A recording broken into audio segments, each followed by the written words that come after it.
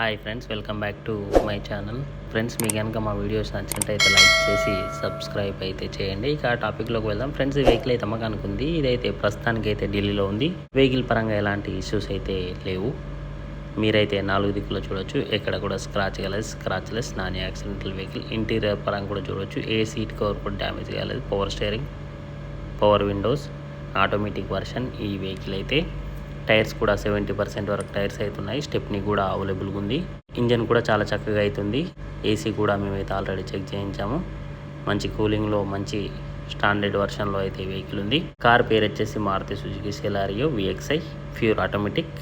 ఇదైతే ప్యూర్ పెట్రోల్లో వెహికల్ అయితే నడుస్తుంది. మోడల్ అయితే 2014 ఫస్ట్ ఓనర్. తిరిగిన కిలోమీటర్లు 82,000 మాత్రమే.